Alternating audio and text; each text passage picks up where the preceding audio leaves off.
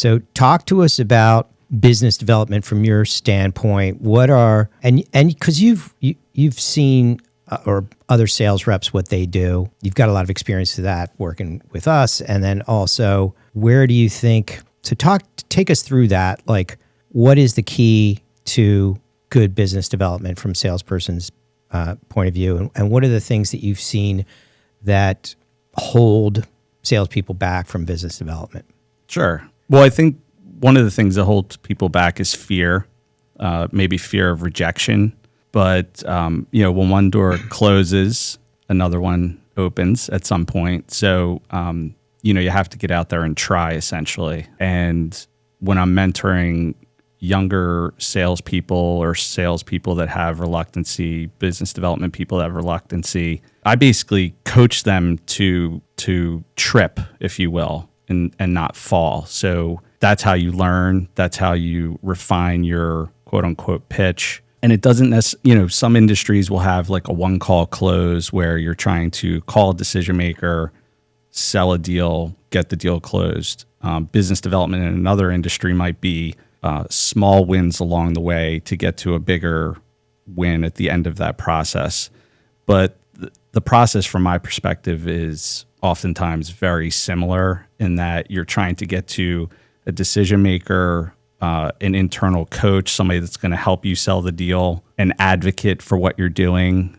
So maybe you're solving the problem for a CFO with a software or something like that, and they're going to be the internal advocate to have purchasing maybe sign off on it, within a big organization, something along those lines.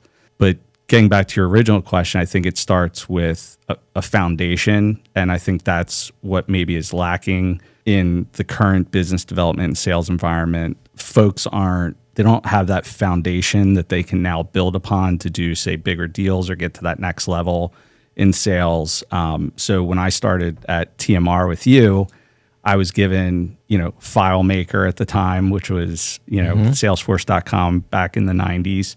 It was cold calling. There wasn't a lot of email going on. It wasn't as prevalent. So it was a lot of cold calling. It was, having some sort of script or multiple scripts, depending on who you were talking to. That really helped me be comfortable with asking open-ended questions, which is how you get the prospect that you want to talk to talking more than you're talking to them, which to me is what successful business development and salespeople do, because you're trying to extract information and pain points about their business that create a situation where it's very natural and it doesn't come across as if you're trying to convince them to buy something. It's just a natural progression in the conversation.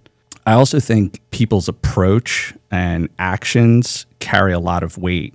Tone of voice, especially if you're on a phone call or a video call, how you show up to the meeting. Are you showing up in your pajamas on a video call? Or are you showing up in, a golf shirt or, so the presentation, if you will, all of those things factor in. It's not one, it's kind of piecing all of that together. But again, it all starts, I think, with the foundation that you're working from. And I think that's really what's, perhaps lacking with a lot of people right now.